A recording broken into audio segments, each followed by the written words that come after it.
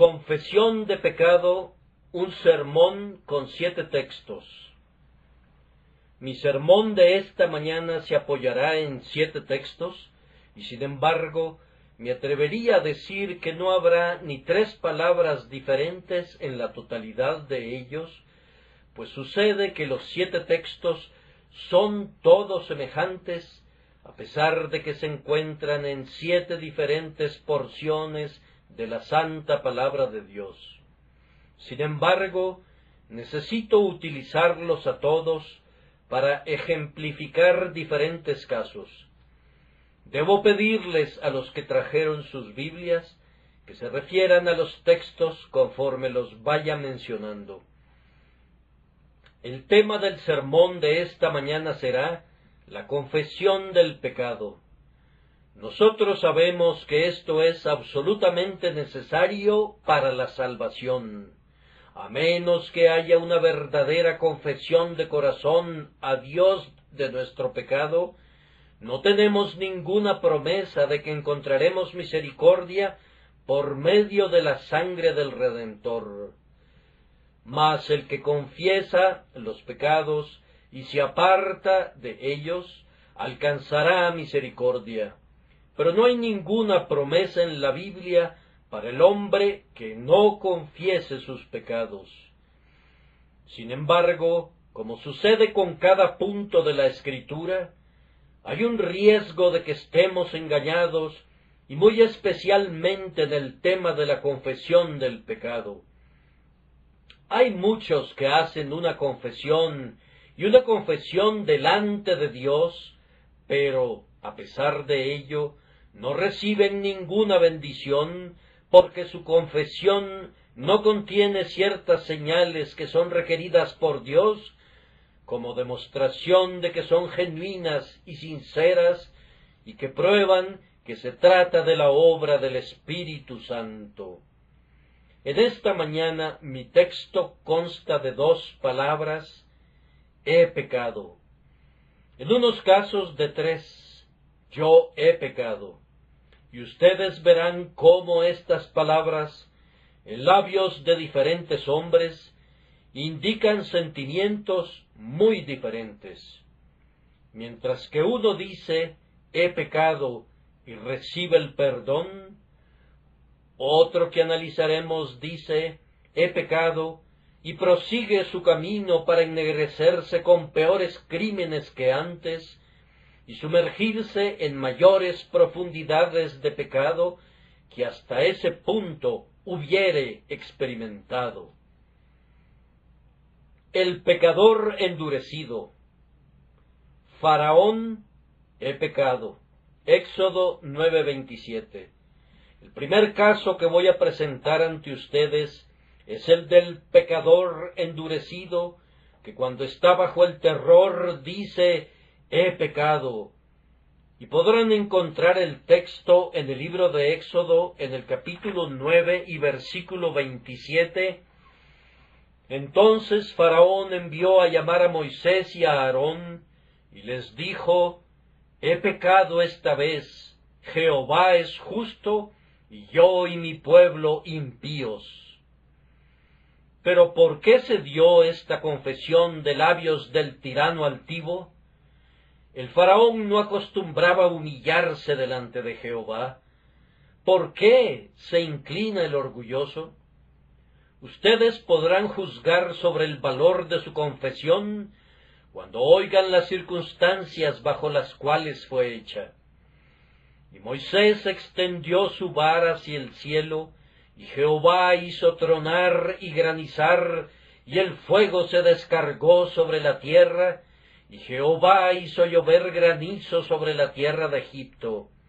Hubo pues granizo y fuego mezclado con el granizo, tan grande cual nunca hubo en toda la tierra de Egipto desde que fue habitada. Ahora, dice Faraón, cuando el trueno está retumbando a lo largo del cielo, y los relámpagos están prendiendo fuego al propio suelo, y el granizo está cayendo en grandes trozos de hielo, ahora, dice él, he pecado. Faraón no es sino un tipo y un espécimen de multitudes de personas de la misma clase.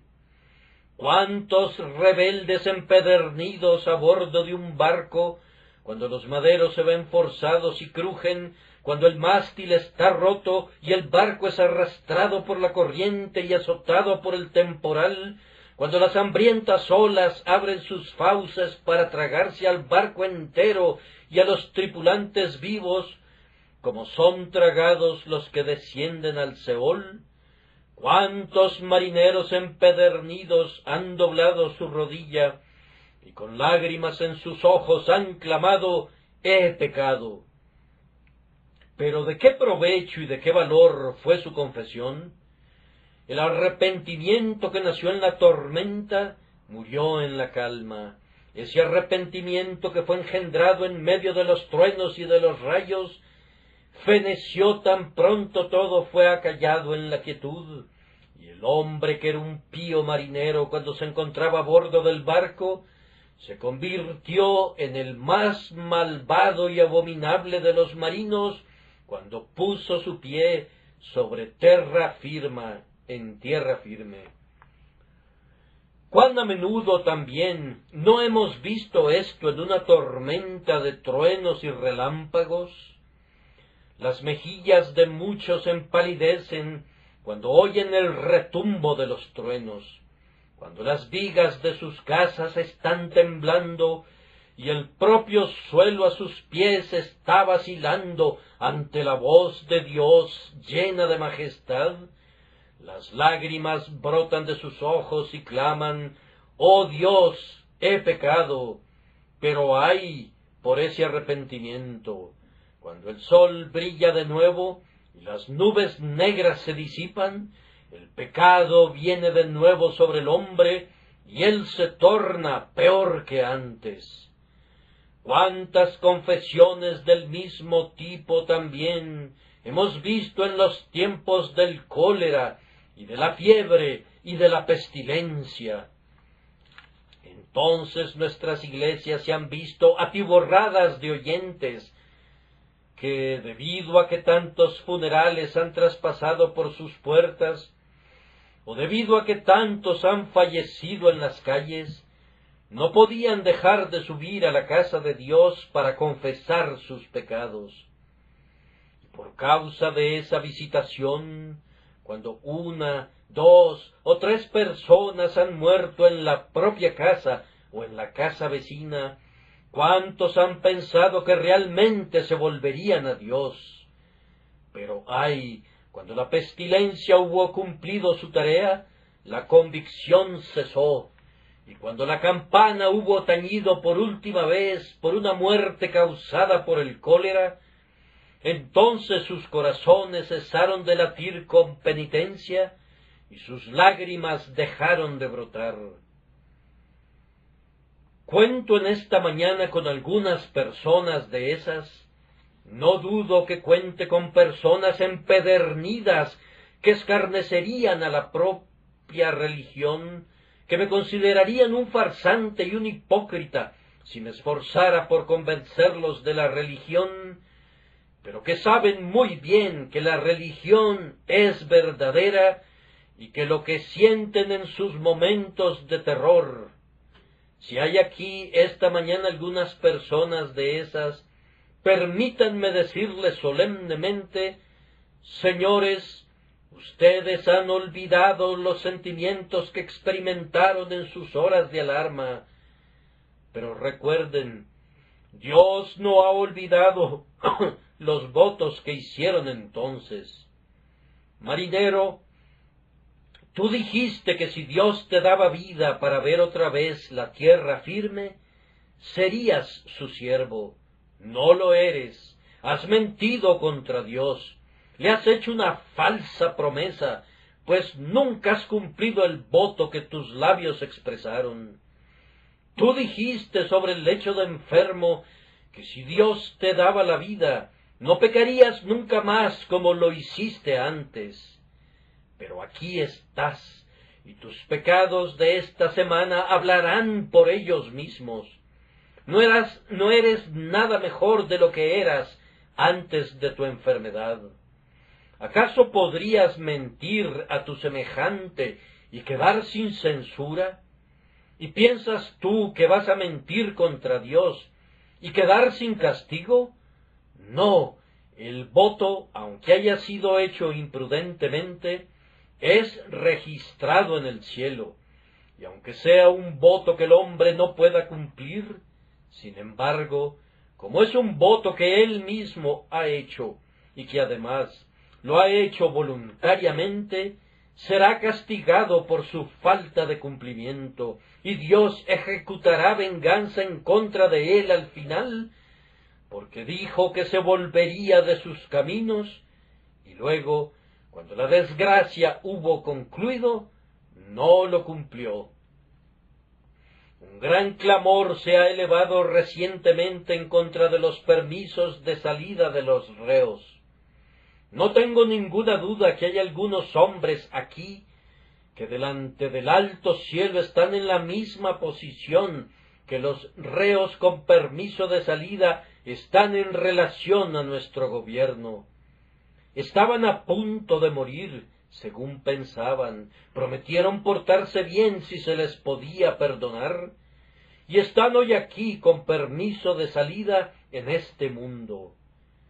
¿Y cómo han cumplido su promesa? La justicia podría alzar el mismo clamor contra ellos como lo alzan las personas en contra de los ladrones que son dejados en libertad tan constantemente en medio de nosotros. El ángel vengador podría decir: «Oh Dios, estos hombres dijeron que si se les perdonaba serían mucho mejores, pero solamente son peores. Cómo han violado su promesa y cómo han atraído la ira divina sobre sus cabezas». Este es el primer estilo de penitencia, y es un estilo que yo espero que nadie imite, pues es completamente inútil. De nada les sirve decir «he pecado», simplemente bajo la influencia del terror, para luego olvidarlo posteriormente. El hombre de doble ánimo, Balaam, «he pecado». Números 22:34. Ahora vamos con un segundo texto. Les voy a presentar otro carácter. El hombre de doble ánimo que dice «he pecado» y siente que ha pecado, y lo siente incluso profundamente, pero que es de mente tan mundana que ama el premio de la maldad. El personaje que he elegido para ilustrar esto es Balaam. Vayan al libro de Números, al capítulo 22 y versículo 34. Entonces Balaam dijo al ángel de Jehová: «He pecado». «He pecado», dijo Balaam. Sin embargo, prosiguió después con su pecado. Uno de los caracteres más extraños del mundo entero es Balaam. A menudo me he maravillado ante ese hombre. Él pareciera encarnar realmente, en otro sentido, los versos de Ralph Erskine: «Al bien y al mal igualmente inclinado, y a la vez un diablo y un santo». Pues realmente parecía ser ambas cosas. En algunos momentos nadie podía hablar más elocuentemente y más verazmente, y en otros momentos Balaam exhibía la más ruin y sórdida avaricia que pudiera deshonrar a la naturaleza humana. Imagínense que están viendo a Balaam. Está parado en la cumbre del cerro, y allí están las multitudes de Israel a sus pies. Se le pide que los maldiga, y clama: «¿Por qué maldeciré yo al que Dios no maldijo?». Y cuando Dios abre los ojos de Balaam, comienza a hablar incluso de la venida de Cristo, y dice: «Lo veré, mas no ahora, lo miraré, mas no de cerca. Y luego concluye su disertación diciendo, muera yo la muerte de los rectos, y mi postrimería sea como la suya. Y ustedes dirían de ese hombre que es un carácter esperanzador. Esperen a que baje de la cima del monte, y le oirán dar el más diabólico consejo al rey de Moab, un consejo que era posible que el propio Satanás lo sugiriera. Balaam le dijo al rey, no podrías vencer a este pueblo en la batalla, pues Dios está con ellos. Intenta alejarlos de su Dios. Y ustedes saben cómo los habitantes de Moab, con lascivias desvergonzadas, trataron de alejar a los hijos de Israel de la lealtad a Jehová, de tal forma que este hombre parecía tener la voz de un ángel en un momento, y sin embargo la propia alma de un diablo en sus entrañas. Él era un personaje terrible, él era un hombre de dos propósitos, un hombre que iba en gran medida hasta el fin siguiendo dos propósitos. Yo sé que la Escritura dice, ninguno puede servir a dos señores. Ahora, esto es malentendido con frecuencia. Algunos lo leen, ninguno puede servir a dos señores. Sí puede servir a tres o a cuatro. La manera de leerlo es esta, ninguno puede servir a dos señores. Ambos no pueden ser señores. Puede servir a dos, pero ambos no pueden ser su señor. Un hombre puede servir a dos que no sean sus señores, o podría servir hasta 20. Él podría vivir para 20 propósitos diferentes, pero no puede vivir para más de un propósito rector, pues sólo puede haber un propósito rector en su alma. Pero Balaam se esforzaba por servir a dos señores. Era como la gente de la que se decía, temían a Jehová y honraban a sus dioses. O como Rufus, que era una hogaza de pan de la misma levadura, pues ustedes saben que nuestro antiguo rey Rufus pintó a Dios de un lado de su escudo y al diablo del otro, y abajo escribió el lema, disponible para los dos, sigo al que pueda. Hay muchas personas de ese estilo que están listas para ambos. Cuando se encuentran con un ministro, cuán píos y santos son. El día domingo esas personas son la gente más respetable e íntegra del mundo, según pensarías. En verdad, hasta afectan un amaneramiento al hablar, afectación que consideran eminentemente religiosa.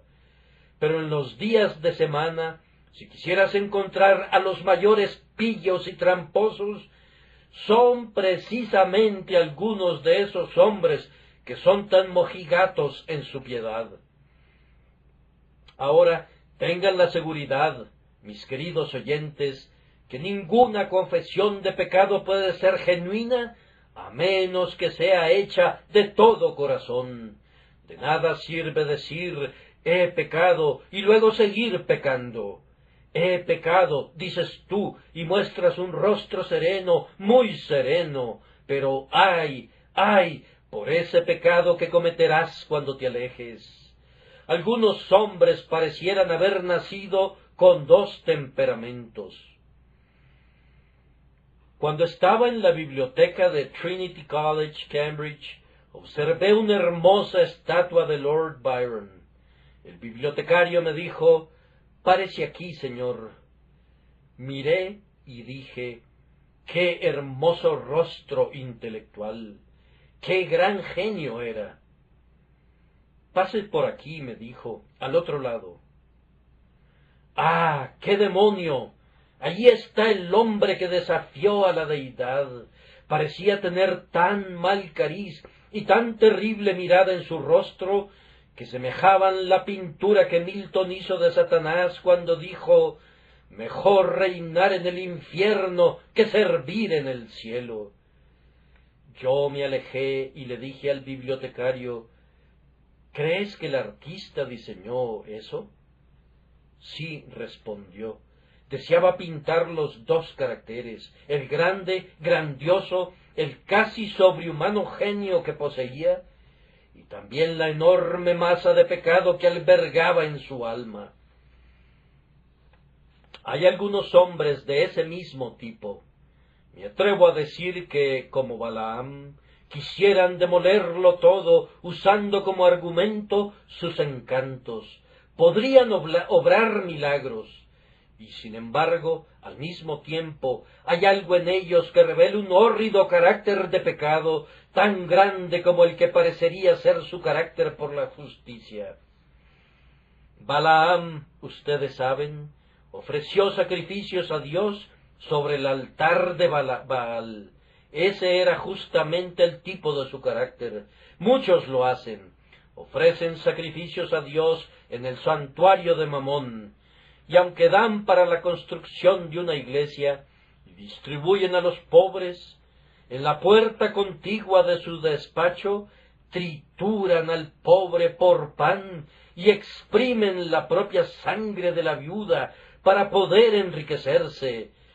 Ah, es inútil y vano que digas, he pecado, a menos que quieras decirlo de todo corazón.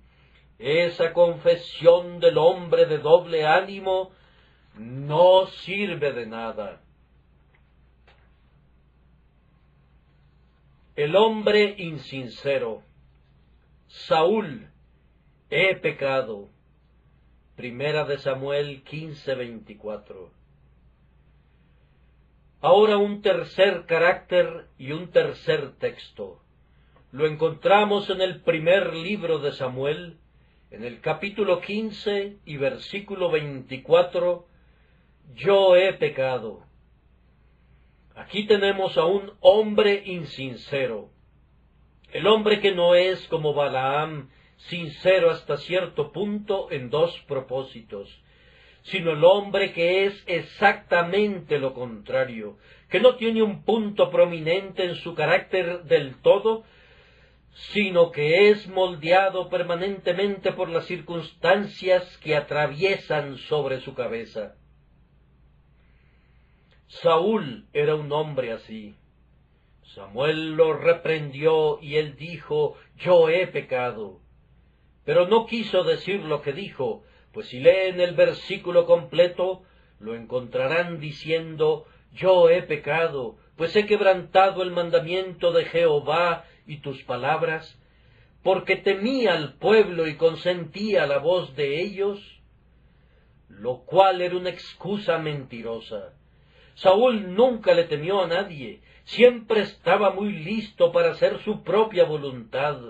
Él era un déspota, y justo antes había aducido otra excusa, que había salvado los novillos y las ovejas para ofrecerlos a Jehová, y por tanto ambas excusas no podían haber sido verdaderas. Ustedes recuerdan, amigos míos, que la característica más prominente del carácter de Saúl era su insinceridad. Un día sacó a David de su cama, como él pensaba, para matarlo en su casa. En otro momento declara, vuélvete, hijo mío David, que ningún mal te haré más. Un día, debido a que David le salvó su vida, Saúl dijo, más justo eres tú que yo, no te perseguiré más. Y eso lo dijo el día antes de salir a luchar contra su propio yerno, para matarlo. Algunas veces Saúl estaba en medio de los profetas, fácilmente convertido en profeta, y luego, posteriormente, entre las adivinas. Algunas veces estaba en un lugar y luego estaba en otro lugar, siendo insincero en todo. ¿Cuántas de esas personas tenemos en cada asamblea cristiana? Hombres que son fácilmente moldeables. Siempre están de acuerdo contigo sin importar lo que les digas. Tienen disposiciones afectuosas y muy probablemente una tierna conciencia, pero entonces la conciencia es tan notablemente tierna que cuando se toca cede y temes explorar más profundamente, sana tan pronto es herida. Debo usar ahora una comparación muy singular que usé alguna vez anteriormente.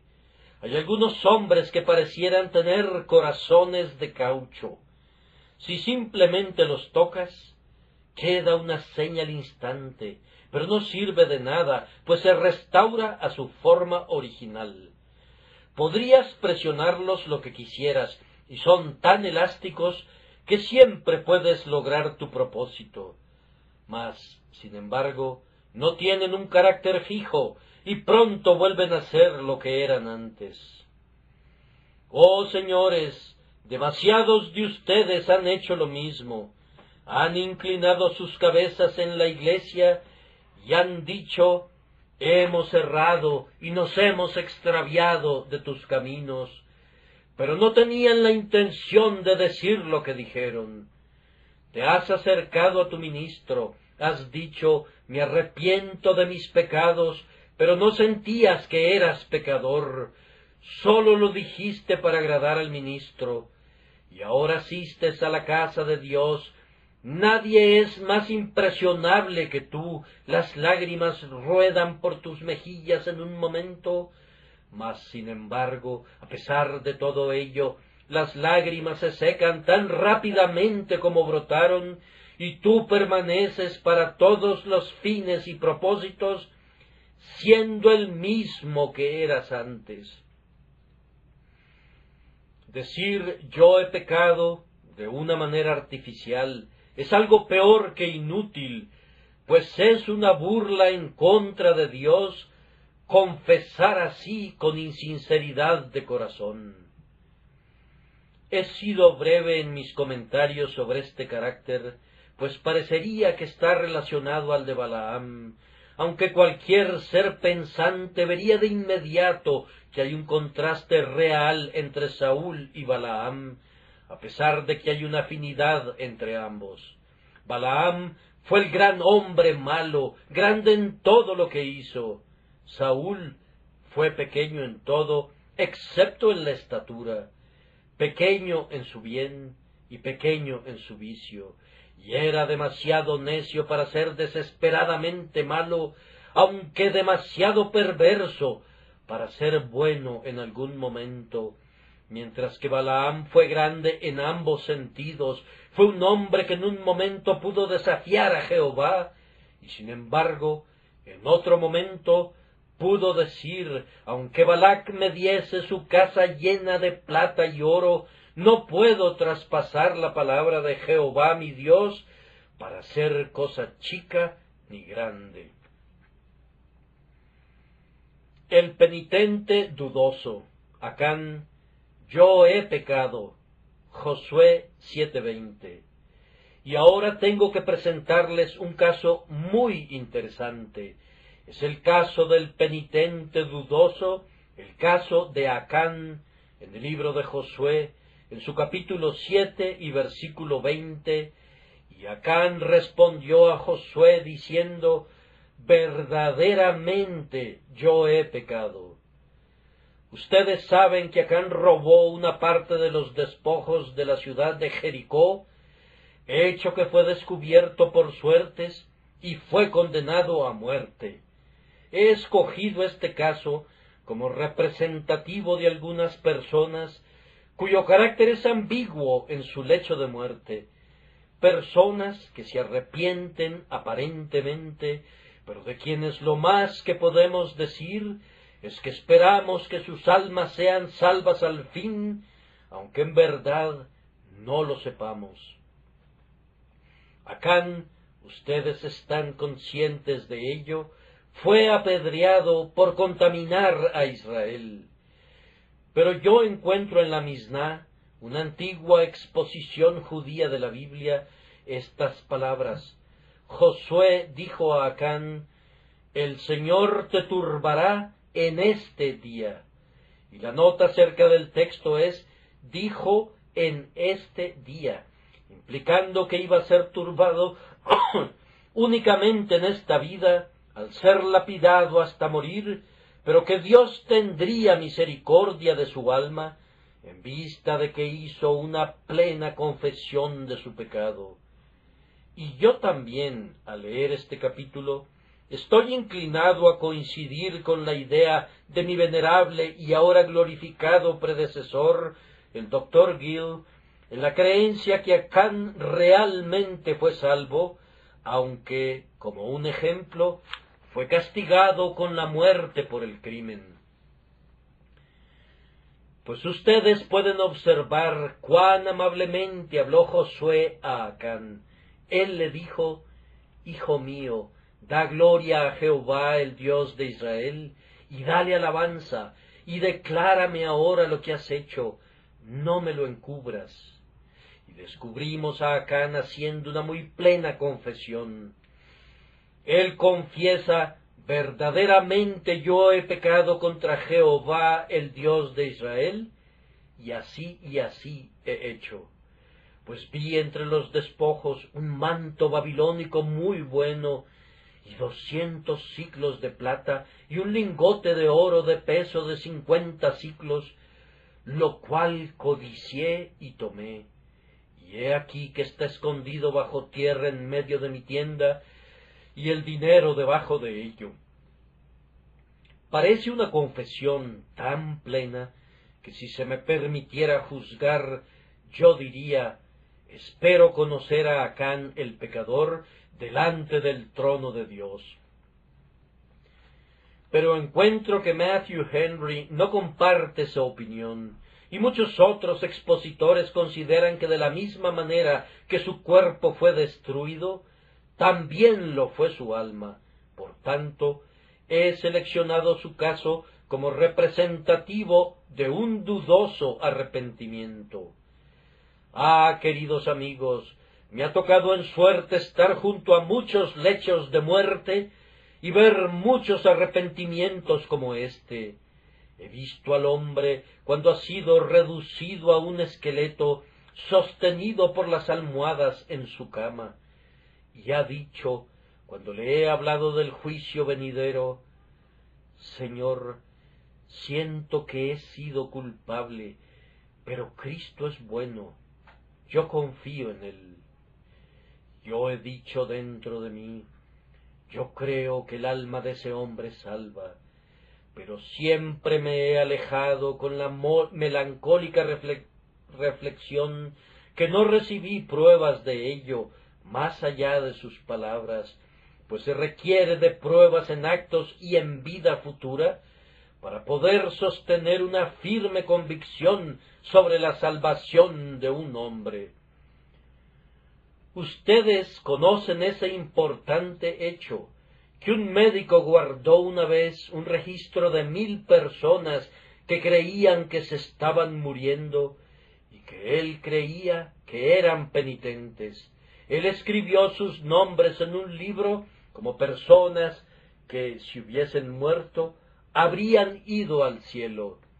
Esas personas no murieron, sino que vivieron, y él comenta que de las 1000 personas no hubo ni 3 que fueran verdaderamente convertidas después, sino que regresaron otra vez a sus pecados y fueron tan malas como siempre. Ah, queridos amigos, yo espero que ninguno de ustedes tenga un arrepentimiento en su lecho de muerte como aquellos. Yo espero que su ministro o que sus padres no tengan que estar junto a su lecho y luego se alejen y tengan que decir: pobre individuo, yo espero que sea salvo. Pero ay, los arrepentimientos a la hora de la muerte son cosas muy endebles. Son bases tan pobres y tan triviales para la esperanza que me temo que, después de todo, su alma esté perdida.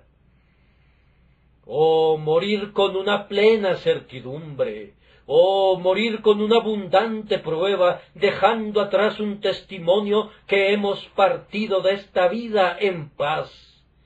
Esa es una manera más feliz de morir que hacerlo de una manera dudosa, ya siendo enfermo, estando suspendido entre dos mundos, sin que sepamos ni nosotros ni nuestros amigos a cuál de los dos mundos nos dirigimos. Que Dios nos conceda gracia para que demos en nuestras vidas evidencias de verdadera conversión, para que nuestro caso no sea dudoso. El arrepentimiento de la desesperación. Judas, yo he pecado. Mateo 27:4. No los detendré por largo tiempo, así confío, pero debo darles ahora otro caso malo, el peor de todos. Es el arrepentimiento de la desesperación. Vayan por favor al capítulo 27 y versículo 4 de Mateo. Allí encontrarán un terrible caso del arrepentimiento de la desesperación. Ustedes reconocerán al personaje en el instante de leer el versículo, diciendo, yo he pecado. Sí, Judas, el traidor, que había traicionado a su Señor cuando vio que su Señor era condenado, devolvió arrepentido las 30 piezas de plata a los principales sacerdotes y a los ancianos, diciendo, yo he pecado entregando sangre inocente, y arrojando las piezas de plata en el templo, salió, ¿y qué pasó? Y se ahorcó. Aquí tenemos el peor tipo de arrepentimiento de todos. De hecho, no sé si tenga justificación llamarlo arrepentimiento. Debería ser llamado remordimiento de conciencia. Pero Judas, en efecto, confesó su pecado y luego salió y fue y se ahorcó. Oh, esa horrenda, esa terrible, esa espantosa confesión de desesperación. ¿No la han visto nunca? Si nunca lo han hecho, entonces bendigan por no haber sido llamados nunca a ver ese espectáculo. Yo lo he visto una vez en mi vida y le pido a Dios que no tenga que verlo de nuevo. El arrepentimiento del hombre que ve a la muerte mirándole en el rostro y que dice, yo he pecado. Tú le dices que Cristo ha muerto por los pecadores, pero él responde, no hay esperanza para mí. Yo he maldecido a Dios en su cara, yo lo he desafiado, yo sé que mi día de gracia ya pasó. Mi conciencia está asustada como un hierro candente, me estoy muriendo y yo sé que estaré perdido. Un caso como ese sucedió hace mucho tiempo, ustedes saben, y está registrado. El caso de Francis Pira, el caso más terrible, tal vez, excepto el caso de Judas, que esté registrado en la memoria del hombre. Oh, mis oyentes, ¿tendrá alguno de ustedes ese arrepentimiento? Si lo tuvieren, será como un faro para todas las personas que pequen en el futuro. Si tienen un arrepentimiento como ese, será una advertencia para las generaciones venideras. En la vida de Benjamin Keach, y él también fue uno de mis predecesores, encuentro el caso de un hombre que había sido un profesante de la religión, pero que se había apartado de la profesión y había caído en terrible pecado. Cuando llegó la hora de su muerte, Keach, con muchos otros amigos, fue a verlo, pero no pudieron quedarse con él por más de 5 minutos cada uno, pues él decía, vete, es inútil que vengas a mí, he pecado contra el Espíritu Santo, alejándolo, soy como Esaú, pues he vendido mi primogenitura, y aunque la busco cuidadosamente con lágrimas, no puedo encontrarla de nuevo. Y luego repetía palabras terribles, como estas, mi boca está llena de cascajos, y bebo ajenjo día y noche. no me digan nada de Cristo, no me digan nada de Cristo. Yo sé que Él es un Salvador, pero lo odio y Él me odia. Yo sé que debo morir, yo sé que debo perecer. Y luego se sucedían gritos lastimeros y ruidos horrendos que nadie podía tolerar. Ellos regresaban otra vez en sus plácidos momentos, sólo para excitarlo una vez más y hacerlo gritar en su desesperación: «Estoy perdido, estoy perdido, no tiene caso que me digan algo al respecto». Ah, pudiese haber un hombre aquí que llegue a tener una muerte como esa. Permítanme advertirle antes de que llegue a ella, y que Dios, el Espíritu Santo, conceda que ese hombre pueda ser vuelto a Dios y hecho un verdadero penitente, y entonces no necesita tener más miedo, pues sus pecados han sido lavados en la sangre de un Salvador, y no necesita tener ningún remordimiento por sus pecados, pues les son perdonados por medio del Redentor. El arrepentimiento del santo. Job: pequé. Job 7:20. Y ahora vengo a la plena luz del día. Los he estado llevando a lo largo de oscuras y funestas confesiones. No los detendré allí por más largo tiempo, sino que los llevaré a las dos buenas confesiones que les he leído. La primera es la de Job, en el capítulo 7 y en el versículo 20. Pequé, ¿qué te haré, oh guarda de los hombres? Este es el arrepentimiento del santo. Job era un santo, pero había pecado. Este es el arrepentimiento del hombre que ya es un hijo de Dios, que ha experimentado un aceptable arrepentimiento delante de Dios. Pero como tengo la intención de reflexionar sobre esto en el sermón de la noche, voy a dejar este tema para no cansarlos. David fue un espécimen de este tipo de arrepentimiento, y quisiera que estudiaran cuidadosamente sus salmos penitenciales, cuyo lenguaje está siempre lleno de humildad llorosa y sincera penitencia. La confesión bendita: el hijo pródigo: he pecado. Lucas 15:18.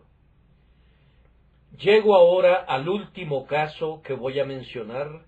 Es el caso del hijo pródigo. En Lucas 15:18 encontramos que el hijo pródigo dice: «Padre, he pecado». Oh, aquí tenemos una bendita confesión. Aquí tenemos aquello que demuestra que un hombre es un carácter regenerado. «Padre, he pecado». Permítanme pintar la escena. Allí está el hijo pródigo. Él ha huido de un buen hogar y de un padre amoroso, y ha consumido todo su dinero con rameras, y ahora no le queda nada.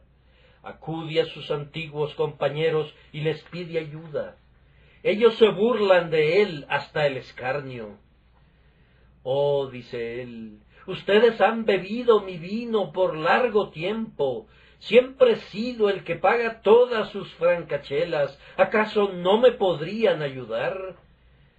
«Lárgate de aquí», le dicen, y lo echan de sus casas. Él acude a todos sus amigos con quienes se ha asociado, pero ninguno le da nada. Finalmente un cierto ciudadano de aquella tierra le dijo: «Necesitas hacer algo, ¿no es cierto? Pues bien, ve y apacienta mis cerdos». El pobre hijo pródigo, el hijo de un rico terrateniente que poseía una gran fortuna, tiene que ir y apacentar cerdos. Y eso que él era judío. Alimentar cerdos era el peor empleo, según su parecer, que le podían asignar. Véanlo allí, vestido de escuálidos harapos, alimentando a los cerdos. ¿Cuál era su salario? Vamos, era tan poca cosa que él deseaba llenar su vientre de las algarrobas que comían los cerdos, pero nadie le daba. Mírenlo, allí está, con sus compañeros plebeyos en la posilga, con todo su cieno y su inmundicia. Súbitamente, un pensamiento puesto allí por el buen espíritu atraviesa su mente. ¿Cómo es posible, pregunta, que en la casa de mi padre haya abundancia de pan e inclusive haya en exceso, y yo aquí perezco de hambre? Me levantaré e iré a mi padre y le diré: Padre, he pecado contra el cielo y contra ti. Ya no soy digno de ser llamado tu hijo. Hazme como a uno de tus jornaleros. Y se levantó y se fue. Mendiga en todo su camino de pueblo en pueblo. Algunas veces alguien lo lleva en su carruaje, tal vez, pero en otros momentos va caminando trabajosamente, subiendo las áridas colinas y descendiendo a los desolados valles, completamente solo. Y ahora, por fin, llega a la colina ubicada fuera de la aldea y ve la casa de su padre al pie de la misma. Allí está el viejo álamo frente a la casa, y allá están los promontorios alrededor de los cuales él y su hermano solían correr y jugar, y ante el espectáculo de la vieja casa solariega, todos los sentimientos y las asociaciones de su antigua vida se le vinieron de golpe, y las lágrimas rodaron por sus mejillas, y casi estaba a punto de salir huyendo otra vez. Dice: me pregunto si mi padre ha muerto, y me atrevería a decir que a mi madre se le destrozó el corazón cuando me fui lejos. Siempre fui su favorito, y si alguno de ellos vive, no me querrá ver nunca. Cerrarán la puerta en mi cara. ¿Qué he de hacer? No puedo regresar y tengo miedo de seguir adelante. Y mientras deliberaba de esta manera, su padre había estado paseándose por el techo de la casa buscando a su hijo, y aunque el hijo pródigo no podía ver a su padre sí podía verle. Bien, el padre baja las escaleras tan rápido como puede, corre hacia él, y mientras está considerando huir de nuevo, los brazos de su padre rodean su cuello y comienza a besarlo como un padre amante en verdad. Y luego el hijo comienza a decir: Padre, he pecado contra el cielo y contra ti, y ya no soy digno de ser llamado tu hijo. E iba a agregar: hazme como a uno de tus jornaleros. Pero su padre tapó su boca con su mano. No digas más, le dice, yo te perdono todo. No me dirás nada acerca de ser un jornalero, no aceptaré nada de eso. Ven conmigo, le dice, entra, pobre hijo pródigo. Oíd, les dice a sus siervos, traed el becerro gordo y matadlo, y comamos y hagamos fiesta, porque mi hijo, muerto era y ha revivido, se había perdido y es hallado. Y comenzaron a regocijarse. ¡Oh, qué preciosa recepción para uno de los peores pecadores! El buen Matthew Henry dice, el Padre lo vio, y los suyos eran ojos de misericordia. Corrió a recibirlo, y las suyas eran piernas de misericordia. Puso sus brazos alrededor de su cuello, y los suyos eran brazos de misericordia. Lo besó, y fueron besos de misericordia. Le dijo, y lo que dijo fueron palabras de misericordia. Sacad el mejor vestido. Hubo hechos de misericordia. maravillas de misericordia. Todo fue de misericordia. ¡Oh, qué Dios de misericordia es Él! Ahora, hijo pródigo, haz tú lo mismo. ¿Lo ha puesto Dios en tu corazón? Hay muchos que han andado huyendo desde hace mucho tiempo. Dios te dice, regresa. Oh, entonces yo te pido que regreses, pues ciertamente tan pronto como regreses, Él te recibirá. No ha habido todavía ningún pecador que haya venido a Cristo, que Cristo haya echado fuera. Si Él te echara fuera, tú serías el primero. Oh, si simplemente le probaras. Ah, Señor, yo soy tan negro, tan inmundo, tan vil. Bien, ¿qué pasa contigo? No eres más negro que el hijo pródigo. Ven a la casa de tu Padre, y tan ciertamente como Él es Dios, Él mantendrá su palabra. Al que a mí viene, no le echo fuera.